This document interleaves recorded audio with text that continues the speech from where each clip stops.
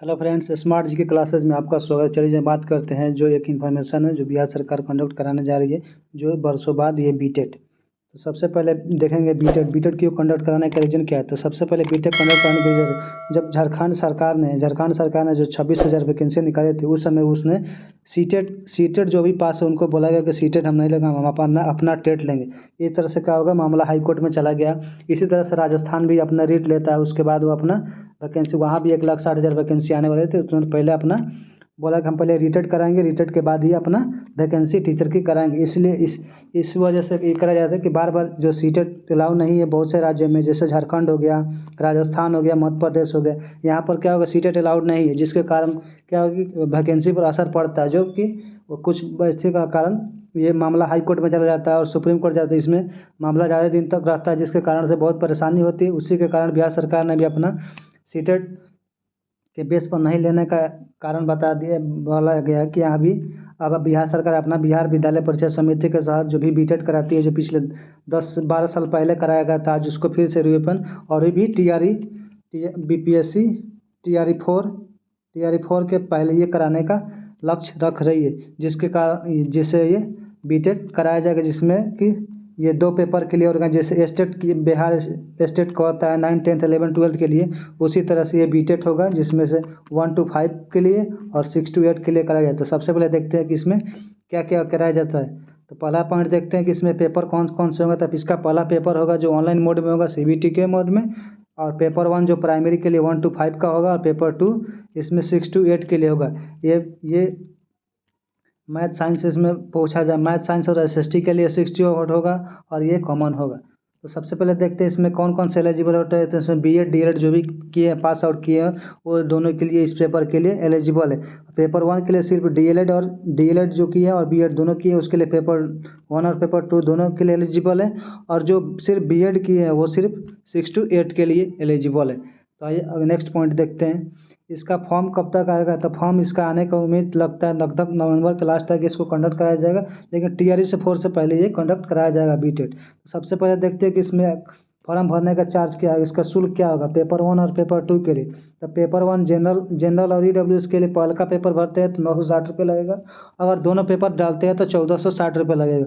OBC और EBC के लिए पहला पेपर 960 रुपये, और दूसरा पेपर दोनों पेपर डालते हैं तो 1460 रुपये। SC ST के लिए 760 रुपये, और दोनों पेपर के लिए 1160 रुपये। ये कुछ निर्धारित किए गए हैं। नेक्स्ट देखते हैं इसमें टोटल कितने प्रश्न होंगे। टोटल प्रश्न इसमें 150 होगा, टोटल 150 मार्क्स का होगा। इसमें कोई नेगेटिव मार्किंग नहीं होगा, एक प्रश्न के लिए 1 अंक आपको दिया जाएगा।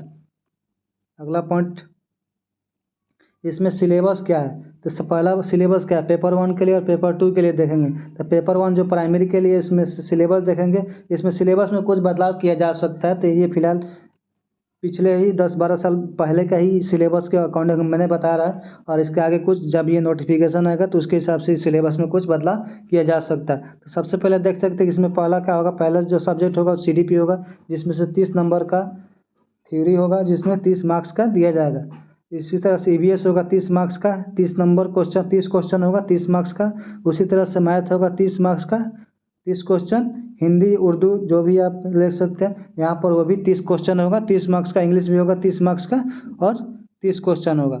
उसी तरह से आप पेपर 2 के लिए मैथ साइंस देख सकते हैं, सीडीपी 30 मार्क्स का होगा, 30 नंबर क्वेश्चन होगा 30। इसी तरह से math question 30 question 30 marks, science 30 question 30 marks, Hindi 30 marks 30 question, English 30 marks 30 question. इसी तरह से आप देखेंगे एसएसटी के लिए, एसएसटी के लिए सीडीपी 30 मार्क्स है, हिंदी के लिए 30 मार्क्स, इंग्लिश के लिए 30 मार्क्स, और एसएसटी के लिए 60 मार्क्स। इसमें जो भी पूछा जाता है हिस्ट्री ज्योग्राफी सिविक्स इकोनॉमिक्स, ये सब पूछा जाता है। तो अगला पॉइंट देखते हैं, इसमें अगला पॉइंट क्या है। अगला पॉइंट वही एसएसटी के बारे में है। अब इसमें देखते हैं क्वालिफिकेशन का। अगर आप 150 का एग्जाम देते हैं तो इसमें आपको कितना नंबर लाने पर आपको पास माना जाएगा। तो सबसे पहले देखते हैं कि जनरल और ईडब्ल्यूएस के लिए आपको 50% लाना अनिवार्य, जिसमें से आपको 75 नंबर टोटल, अगर 75 नंबर लाते हैं तो आपको पास माना जाएगा। इसी तरह से ओबीसी 45.5% है, जिसमें से टोटल 69 नंबर लाए तो पास माना जाए। इसी तरह से ओबीसी 42%, जिसमें 64 नंबर आए तो पास माना जाए। एसटी के लिए 40% यानी 60 नंबर अगर आप लाते हैं तो आपको पास माना जाए। ये कुछ आयु है एज रिलैक्सेशन है जो जनरल के लिए और 40 वर्ष, फीमेल के लिए 37 वर्ष, और EWS मेल के लिए 40 वर्ष है, EWS फीमेल के लिए 37 वर्ष है, OBC मेल फीमेल के लिए 40 वर्ष। उसी तरह से EBC मेल फीमेल के लिए 40 वर्ष है, SC ST के लिए 42 वर्ष है। तो ये देख सकते हैं। अगला पॉइंट हम देखते हैं। तो ये रहा हमारे यहाँ तक जो कि पूछा जा सकता है कि आवेदन कब तक आएगा। तो ये नवंबर के लास्ट तक आने की उम्मीद है। और ये बीटेट सीटेट से पहले BPSC TRE 4 से पहले ये कंडक्ट कराया जाएगा। तो देखते हैं। अगर वीडियो अच्छा लगे तो प्लीज़ लाइक शेयर और सब्सक्राइब जरूर करें।